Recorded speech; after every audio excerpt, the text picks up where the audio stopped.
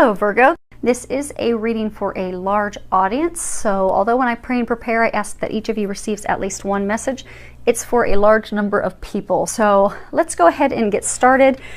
Pulled some cards from Sandra Ann Taylor's Energy Oracle deck and pulled from a few of Doreen Virtue's decks, her magical messages from the fairies, saints and angels, and the romance angels. I did pray over the cards, shuffled them, and went ahead and laid them out to speed things up in order to expedite the readings for everyone.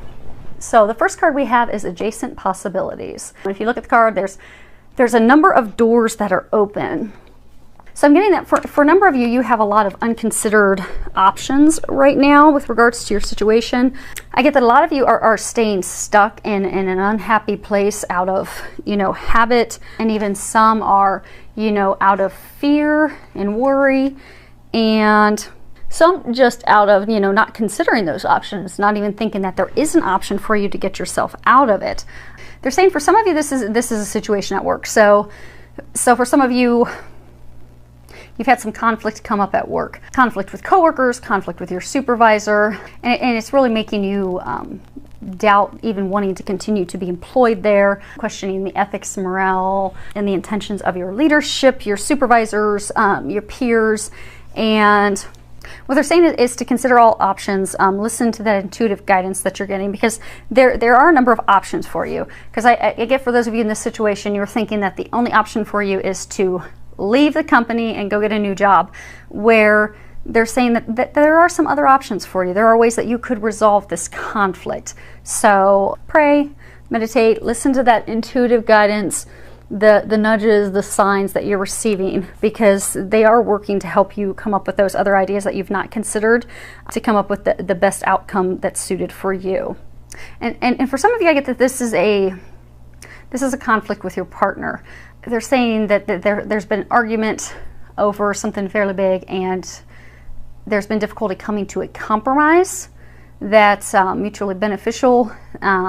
So you're not agreeing on it. There's a lot of emotions, conflicts, argument, strife over it, and you're just anxiety, and you're just not coming up with a solution to fix it. So what they're encouraging you to do is to just take a deep breath, pray, meditate, and be open to the other ideas and suggestions that they give you, because they will give you those. Now, those may come through signs. Those may come, and the signs may be you overhear a conversation, maybe something in a song. It may be a constant thought that keeps coming to you repeatedly. And that's their sign, their messages that they're giving you to give you that method to fix and resolve everything. So they're encouraging you to listen to that, because it will go ahead and resolve the situation, and it will remove your anxiety.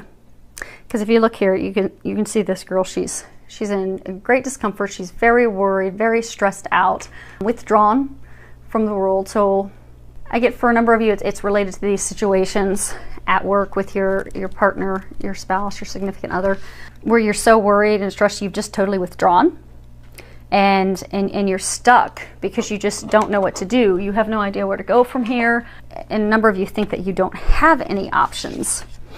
So what they're encouraging you to do is to find a way to relieve that stress, relieve that anxiety. They are going to help you with that, because the thing is, you're spending, I get the number of you, you're spending so much time worrying and fretting and stressing about this situation that you've completely blocked yourself. You've blocked yourself from seeing any ways to resolve the situation. You've emotionally blocked yourself from your partner, to where some of you aren't even talking to them. And what they're saying is for you to ask for their help. They are going to help you come up with creative solutions. They're going to help you come up with ways to relieve your stress, because since you're at such a place of emotional turbulence and stress and anxiety, to stay there, you won't be able to come up with any solutions. You won't be able to get out of that place where you find yourself. And they're trying to help you get out of that. So what they're asking is that you help by getting out of your own way, by letting go of that stress. And if you just can't figure it out, then pray and ask that God and the angels help you let that go, so you can have a more positive outlook, so that they can show you the ways and methods and other opportunities to turn this around and completely shift it in your favor. Now, some of you a lot of this worry and anxiety is actually about your son. So if you can read that card at the bottom, it says, your son is watched over and protected as he explores his world. So I get that a number of you are worried about your son, and he's an adult. He's older. You've really been worried about him. You felt that something's wrong. You've been wanting to help and reach out to him, but you don't know how. But you keep having this intuitive nudge and feeling and stuff that keeps coming up, and you're like, okay, do I act on it? Do I check with him? Do I see how things are going? And they're wanting you to know that you can trust that intuitive guidance, that intuitive information that you're getting, to take that action for your son, because you're getting it for a reason. I get for a number of you, your son is he's going like through a divorce, a separation from his longtime partner. It's very heartbreaking for him. So he's not been reaching out to you, but you know that there's something going on. So they're encouraging you to listen to that nudge, listen to that information. If you're being encouraged to give him a call, to reach out to him to see how things are going, they're encouraging you to do that, because that will be a tremendous help for him as he's going through this. And they're also saying that, you know, they're watching over him as well, and that you can help by, you know, praying and letting go of those worries and concerns for him with prayer. Because you don't want to energetically, because I get, you know, energetically, like, you know, if you're envisioning the worst and thinking the worst, it could impact the outcome for him. So release that, let go, let God. Ask that they help him and guide you on what you can do to help him in his situation. And it is going to come out in his favor. What's best for him and her as well. So this row down here is about love. And the first card that we have is, stay optimistic about your love life. Positive thinking and faith will bring you romance. So, you know, we influence the outcome, just like, you know, we were discussing the sun, and, you know, your thoughts and your beliefs, how that will impact things. It is true, law of attraction. The things that we think and the things that we believe, they do manifest. So I'm getting right now, a number of you are having your love life negatively affected because of your worry, your complaining, your doubt, your negative thinking. So they're encouraging you to go ahead and shift your perspective, to shift into a place of optimism, being positive, romantic hopes, trusting, knowing that things are going to turn out for the better. Excuse me. Because you really are impacting your love life. So for those of you that, you know, are in the marriage and it's been or in the long-term relationship that's been very stressed for a long time, I get that you're to the point where you're just so frustrated and wondering, is this ever going to shift and turn around for the better? Am I going to be stuck in this unhappiness, this argumentative state for forever? And that's why you continue to be in that state. So they're encouraging you to shift to your perspective, to be of faith in knowing that, okay, things are turning the corner now. Things are going to get better now. We're going to start to enjoy each other again. That spark's going to be reignited. We're going to be connecting again and loving each other again. Because by shifting that perspective and being positive and optimistic about it, you will notice a shift and a change. And you'll also notice yourself wanting to do things for your partner. Because like right now, I get a number of you at a state, you don't want to do anything for them. You don't want to have anything to do with them. You don't want to see them. You don't want to talk to them. You're just over it. So when you shift your perspective and you shift to a more optimistic, positive place, you'll be a little more open to buying them flowers, to taking them out on a date, to doing something kind for them. And it all begins with a shift in your perspective, shifting to something positive.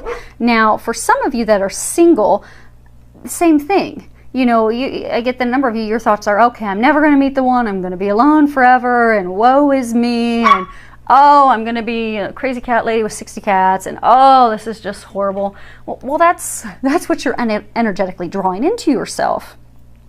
Same thing. Shift your thoughts. Shift your thoughts to knowing, oh, I am going to meet the perfect partner. I am going to meet my soulmate. I'm going to meet the love bug of my life. And that's what will happen. And for some of you, you know, do a visualization board, do a list, and let go and let God know that it's going to come true. Now, when you do your visualization board, don't go into a ton of detail like this let go of control issues. You know, when you do your list of, okay, here's the things I desire in a mate. You know, don't go into a ton of detail saying, okay, she's got to be 5'2", she's got to have blonde hair, a double D chest, green eyes, she has to have the voice of an opera singer. She has to have this type of career field, because what you're doing is you're pushing out the perfect mate, the perfect partner that they have for you. Instead, when you're putting, it's good to put a list together of here's the things that I desire in a mate. But don't get so detailed that perfect divine other half, the best partner for you is blocked out, because that's not the detailed list that you had. So good to have expectations, put a list together. Just don't try to control every little aspect, because then you'll also be blocking yourself from bringing in that mate, that partner that you desire. So they are trying to encourage you to do that. So let's see here. The other piece with the letting go of your control issues. I'll raise this up, see if you can read the bottom of it. Allow this situation to unfold naturally. And that's tied for those of you that are trying to control every little aspect, but also for some of you, so, things aren't going so well. And, maybe when he came home from work, he helped you, make dinner for the kids and clean up the house, but he didn't bring you flowers. You wanted him to bring you flowers for the argument that the two of you had the night before. So since he didn't bring you flowers, well, you're furious. So they're saying, don't throw the baby out with the bathwater. He's making an effort. He's trying. It's not exactly what you envisioned, but he's making an effort. So just let the situation unfold and be thankful for the things that he does, and vice versa. If you're a guy and you've had an argument with your lady and she comes home and she does something, it's, be thankful for the things that are being done, and don't let yourself block improving that love, that relationship, that partnership, because it's not exactly how you envisioned. Or for those of you that are single, because it's not the exact person in this uber detail of exactly what you're wanting in the person, because sometimes your prayers are answered differently than we envision. And if we let go of control, we let go and we let God, and we just let it unfold in its divine, perfect way, we will, most of the time, 99.999%, realize it's so much better than what we could have ever envisioned anyhow. So they're encouraging you to let go. And the last card, this is a card I was asking them, how can you improve your love life? And the card Move came up. So what they're saying is you can improve your love life. You can bring that spark back. You can bring that joy, that bliss, that connection back by moving your body, by doing something. Go dancing together. Go and exercise. Go hiking together. Go enjoy the outdoors. Do an outdoor sport. Go play volleyball. Play tennis together. Just go play.